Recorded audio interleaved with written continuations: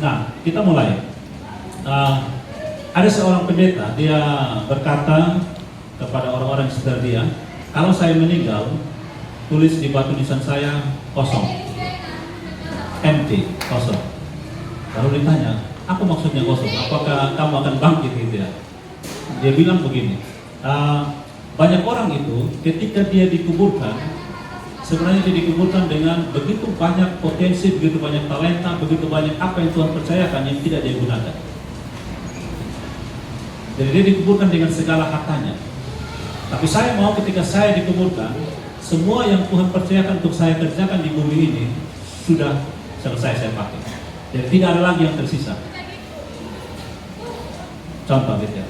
Kita ini punya otak, punya kemampuan berpikir yang luar biasa, yang sampai sekarang masih menjadi misteri. Dunia medis secanggih-canggih sekarang masih belum bisa mengetahui apa sebenarnya kemampuan otak ini seutuhnya, masih menjadi misteri. Artinya banyak sekali hal di dalam diri kita yang bisa kita gunakan, tapi sayangnya tidak kita gunakan. Ada satu bapak-bapak, dia mengalami masalah di otak, lalu harus dioperasi. Jadi masuk ke rumah sakit, setelah dioperasi, otaknya harus dikasih keluar. Setelah dikeluarkan ke otak dari tengkorak kepalanya dia, dikeluarkan. Lalu dokter heran, kok otak sudah dikeluarkan, tapi beliau masih berbicara gitu ya. Ya dokter heran. Terus dokter tanya ke dia punya istri, cerita ya, oh ini bapak sudah dikeluarkan otak tapi masih bisa bicara. Terus istrinya bilang gini, Pak dokter jangan heran.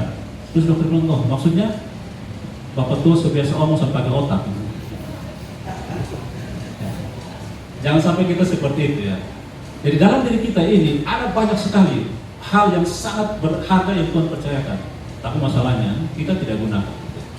Jadi biar nanti ketika kita dikuburkan, semua potensi yang Tuhan percayakan pada kita sudah kita pakai untuk hal-hal yang berguna bagi kemuliaan Tuhan tentunya, dan dalam konteks kita bagi anak-anak yang Tuhan percayakan kita untuk didik dan layani mereka. Nah, ada satu quote ya, seorang anak mungkin dilahirkan dalam kemiskinan, tetapi kemiskinan tidak ada dalam diri anak itu. Justru dalam diri dia ada begitu banyak potensi yang Tuhan percayakan, yang sangat mahal dan tidak ternilai. Kemarin kita baru ketemu dengan satu bapak-bapak, dia buta. Lalu kita tanya, minta maaf, bapak alami ini sejak kapan? Dia bilang sejak lahir. Tapi dia menikah, istrinya itu tidak buta. Anaknya lahir juga tidak buta. Kita bisa dilahirkan dengan keadaan seperti apa, tetapi generasi kita atau kita sendiri itu sebenarnya punya sesuatu yang sangat mahal.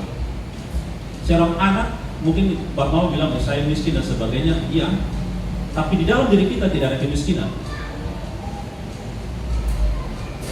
Kalau yang tadi ya, kita gunakan semua itu, maka akan membuktikan sebenarnya kita tidak miskin.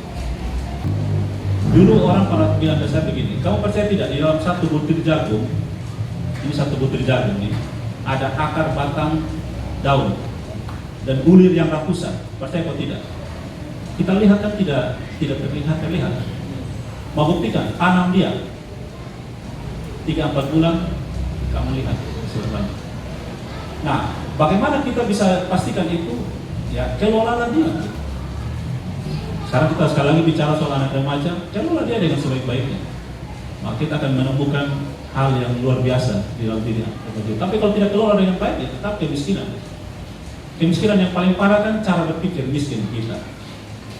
Itu kalau kita lihat Alkitab, ya bukti nyatanya orang Israel sudah dikeluarkan dari Mesir. Secara fisik mereka tinggalkan geografi Mesir, betul ya? Tapi secara otak, jiwa, mental Mesir masih mereka bawa keluar. Akhirnya mereka bermasalah jadi 40 tahun di jalan dan mati semua. Bagaimana mengeluarkan kemiskinan dari otak dan jiwa itu yang bekerja berat dan mahal harganya. Jadi kalau kita contoh ya, kita tanya orang tua atau kita tanya sekolah ini, anak SMA kelas 10 sampai 12 itu orang tua habiskan uang berapa banyak? Sekolah habiskan uang berapa banyak? Karena tentunya ada biaya sekolah yang orang tua tidak tanggung, tapi sekolah tanggung, ya kan? Orang tua kan tidak membayar 100% seluruh biaya sekolah. Betul ya? Ada bagian-bagian sekian rupiah yang yayasan sekolah tanggung. Nah totalnya berapa? Sebut saja totalnya 10 juta. Berarti sebenarnya untuk mengeluarkan kemiskinan dari otak dan jiwa anak yang masuk ke sekolah itu butuh uang 10 juta. Nah masalahnya mereka belajar tidak serius, tamat tambah miskin lagi, jadi penganggur. Mengubah itu yang berat. Nah, ini bapak saya, beliau sudah meninggal tahun 1994 ketika saya naik kelas 3 SMA. Beliau punya pesan 1-2 tahun sebelum dia meninggal. Kalau saya mati, tidak ada warisan untuk kalian. Tidak ada rumah, tidak ada tanah. Warisan saya cuma 2. Belajar beribadah pada Tuhan dan sekolah.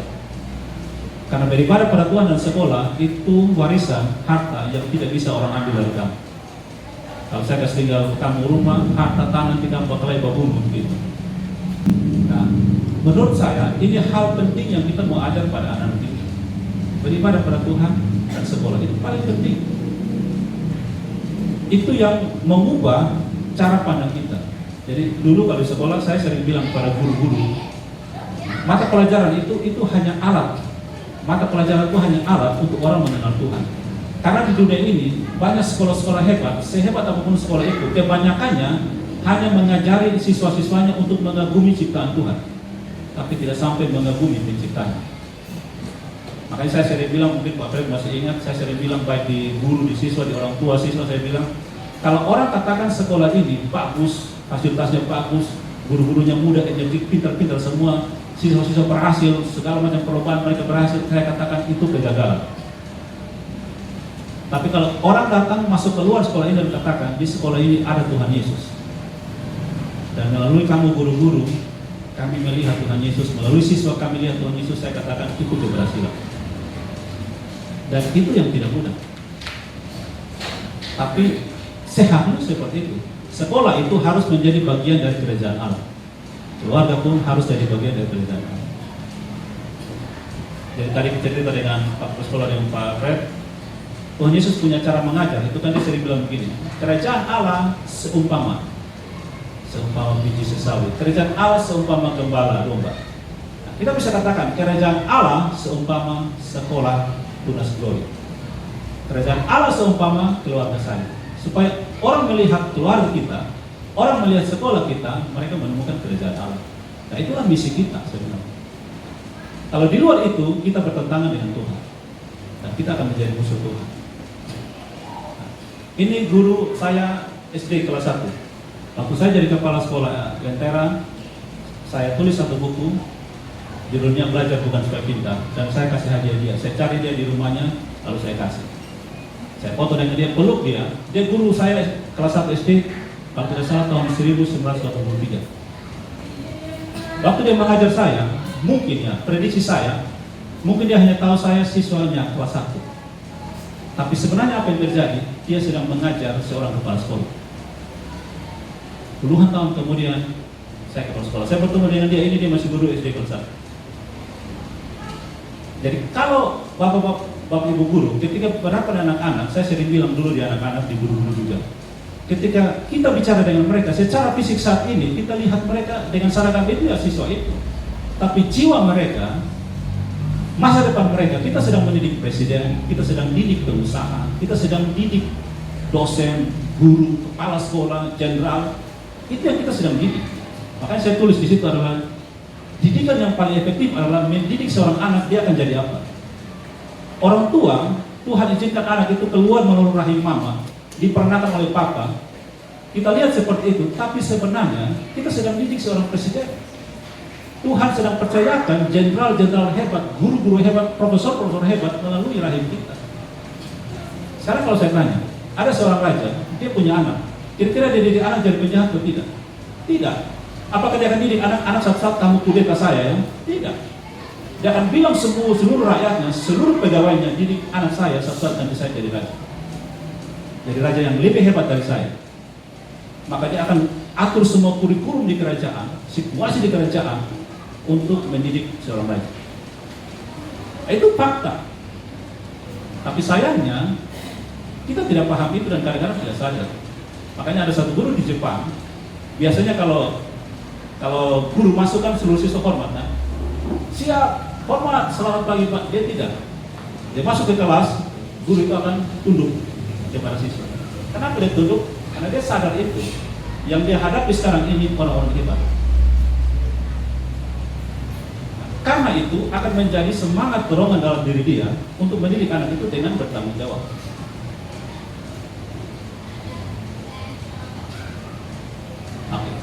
Menurut saya, sekolah yang berhasil adalah sekolah yang siswa-siswanya apa yang dipelajari di sekolah, dia diterapkan di rumah. Harus diterapkan di rumah, apa yang dipelajari di sekolah. Sehingga di bawah saya kasih pola 3 batu tungku, kita istilah bilang RAO. Keluarga, gereja, dan sekolah itu harus menjadi 3 batu tungku yang memasak anak ini. Sepakat kita mau didik seperti apa. Kita lihat ya, sangat mungkin guru di sekolah orang lain, orang tua orang lain, pendeta kah, guru sekolah minggu apapun juga di gereja itu orang lain. Tapi yang menghadapi 3 suasana ini orang yang sama, remaja itu. Yang bingung siapa? Yang bingung bukan orang tua, yang bingung bukan guru, betul ya? Yang bingung bukan pendeta, yang bingung itu remaja. Oh, ini gereja omong lain, sekolah omong yang lain, orang tua omong yang lain, terus kita mau ikut yang mana? Ya kita harus bersepakat. Makanya dengan pertemuan contoh seminar seperti ini atau kegiatan melibatkan orang tua itu sangat bagus. Dan sebenarnya ini ada sekolah, kita ada di dalam ini kan gedung gereja, right? Orang tua hadir ini membuktikan RAO itu, 3 batu tungku itu. Tapi kita tidak cukup berhenti di sini. Tindak lanjutnya apa? Follow up dari sini apa? Saya jujur ya, kalau mungkin Bapak Mama, Bapak Ibu semua, teman-teman guru juga mungkin kalau pikirkan jujur, apa yang siswa anak pelajari di sekolah itu tidak diterapkan di rumah. Dianggap sekolah keurusan. Saya sekolah yang dapat ijazah, tidak untuk yang lain. Nah itu yang jadi masalah. Kalau saya dulu begitu, SMP SMA tujuannya supaya dapat ijazah. Kan malu kalau dia bakal lulus atau tidak, kalau lulus kan malu. Jadi sekolah yang cari ijazah, sukunya baru bertobat. Akhirnya jadi guru juga. Ajar orang supaya jadi penjajah dulu. Nah, kita harus memadukan sehingga menurut saya kurikulum sekolah yang berhasil adalah kurikulum yang bisa bagaimana dia mensinergikan dengan ajaran orang tua di rumah. Ini bercocok. Lalu disinergikan dengan kalau kita sekolah Kristen, gereja bilang apa, firman Tuhan bilang apa. Disatukan supaya ada ikatan mungkin. Ada kerjasama. Kalau contoh sekolah saya dulu ada buku sekolah minggu, buku mingguan. Tapi cuma berhenti di buku mingguan tidak ada gunanya. Bagaimana saling memantau keluarga dengan gereja dan sekolah. Sebenarnya di sini sangat efektif untuk terapan RAO pendidikan ini. 3 batu tungku itu. Itu akan efektif. Nah ini yang tadi saya bilang, atas dasar pemikiran itu saya menulis buku ini. 7 tahun setelah mengajar, saya bergumul dan menulis buku Belajar Bukan Supaya Pintar. Banyak orang protes. Kan dulu belajar untuk pintar, terus belum tulis belajar bukan supaya pintar. Maksudnya apa? Nah, waktu dia tanya, mungkin saya bilang supaya tahu baca itu buku.